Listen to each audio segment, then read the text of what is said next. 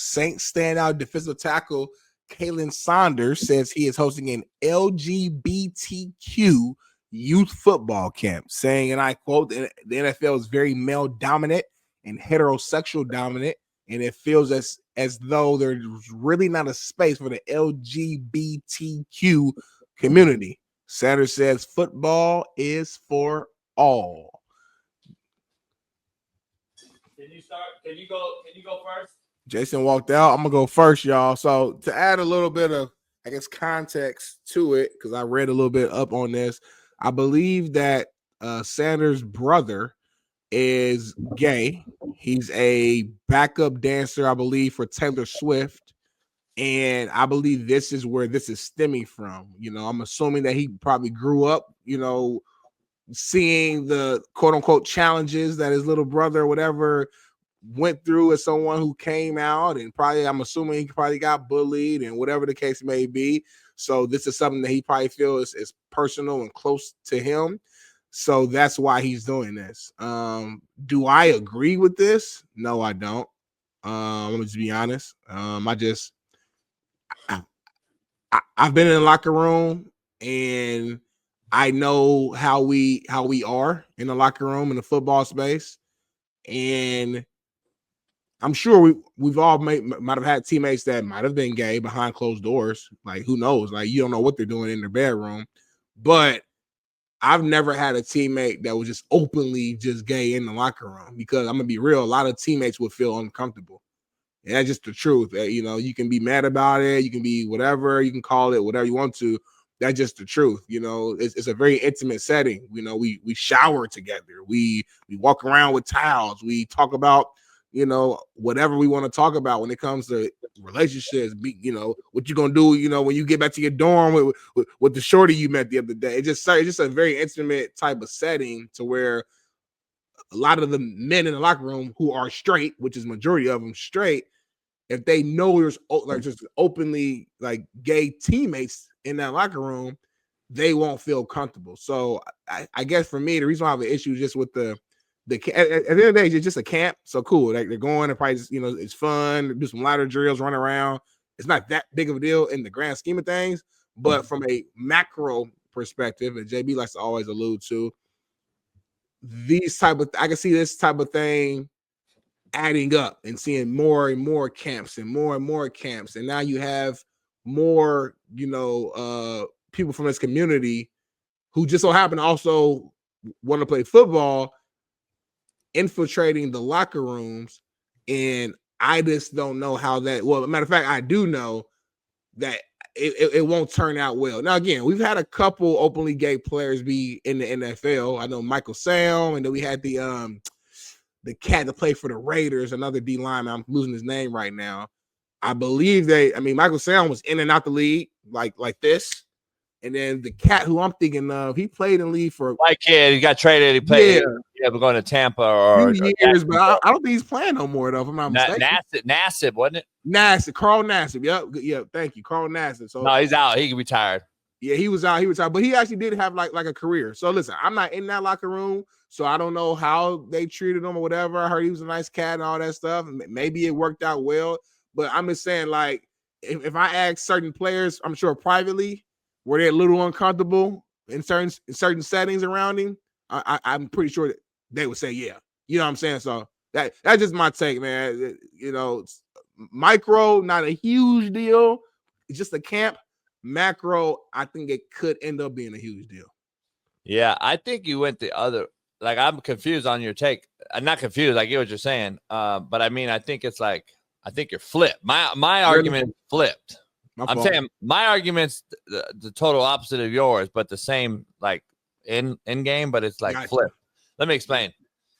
I think it's a huge deal, not a huge deal in the locker room. Ooh, okay. All right. So here's the reason why. Because now in the cancel culture vulture settings that we all have, in this whole accepting and everyone's equal world we live in the locker itself, if he were to come out and say he was gay, I don't think it's a big deal. Like, no more. I don't. Really? But I don't believe he's actually gay, right? I don't think he came out and said.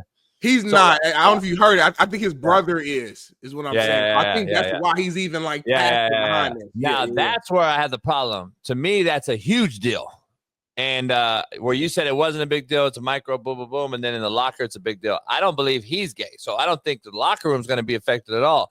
I believe the world that's watching and the young kids is where the bigger problem is. And that's why I believe this is a huge issue. And this is literally the definition of grooming. Like, why are we having a youth LGBTQ camp? That's a good point. What the fuck are we doing, homie? That's the problem I had. That's the only reason that it pissed me off. That's a good point, actually. I didn't give a fuck about what you do and who you are. Like, what's the ages? I wonder. I never even thought about. Yeah, like I just. Like, yeah, homie, like, what are we doing here? Like, why is it a fucking always a weirdo attacking the youth when it comes to this? Like, that's the fundamental issue I have. Like, I never heard of a youth LGBTQ fucking community, homie. Like, now we're adding more shit to this fucking already weirdo-ass fucking community. Now we're having to add youth to it. See, when you add youth, homie, I don't give a fuck what you are. Like, if it's a woman and a man and a woman, whatever you want to call it, I don't care. But when you add the youth to it is when I have a real fundamental issue, man, because that is the future, and they don't know what they don't know. Like, I don't understand how we don't understand that this is the most manipulative age group on planet Earth. They could be manipulated at any stage. They're young. They listen and do what you tell them to do for the most part when they're babies. Or they do exactly what they see you do. And they don't have to hear shit. And now we're going to do a youth LGBTQ. Should be a fucking ashamed of himself, homie. That's real shit. And if Roger Goodell had any nuts at all, he would say, fuck are we doing? Have a youth flag football camp, motherfucker. How about we do that? Why are we doing a youth LGBT? Is that what you're promoting, Roger Goodell? Is that what you motherfuckers are promoting at the NFL level now? Like, is the next camp an all transgender youth camp? Like, what the fuck are we doing, homie? This shit is a fucking problem, man. And I think that's a good point. Like, if anything, just have a camp. Just say, hey, I'm having a youth camp for all. Thank you. That's it. Now, if the kids show up and they're quote unquote, they think they're gay or whatever at 11, hey, so be it. But just a camp for all. Don't promote it as a LGBTQ camp, because now, shoot, who knows? You might have some kids who not even gay, right? But they want to be at the camp with an NFL player. So yes, that's my point. They just don't show up and just act a certain way, whatever, because they just want to be a part of the camp. So that's a good point. Smitty, LGBTQ ain't trying to play fucking football. Like, let's be honest. What are we doing, homie? Is the LGBTQ running around this motherfucker trying to play football, homie? Like, seriously, what are we doing, Smitty? Drop back.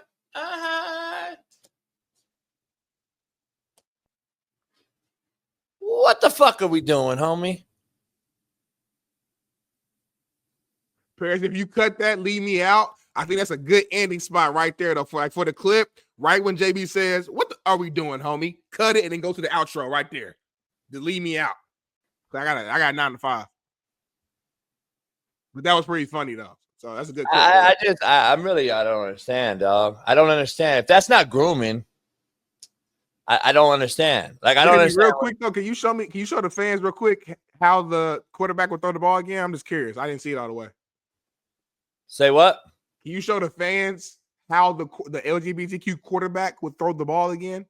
Like, well, first of all, they would spend an hour under center teaching the fucking QB center exchange. Let's start with that. So they would teach, how to fondle the motherfucker's nutsack, I'm pretty sure. Then the quarterback, no ball security, even though ball security is the number one thing they would preach.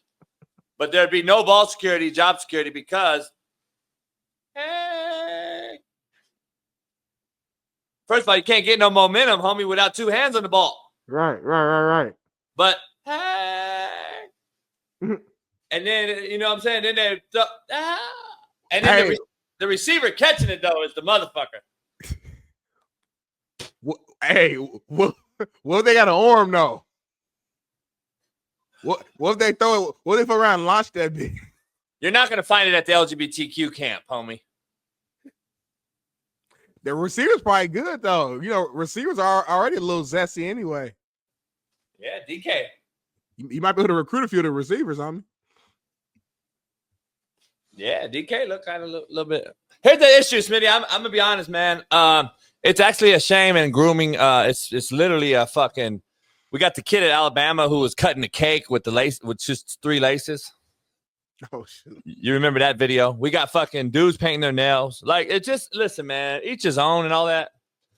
I'm not here to bash nobody. I don't give a fuck about your denomination. I don't give a fuck about your sexuality. I really don't. When you start to get into the kids' spaces, and I see these weirdo fucks dancing for kids at a Hooters and a weirdo made-up humans doing this, and there's kids involved, I have a fundamental fucking issue. And then that's just the real talk part of this thing.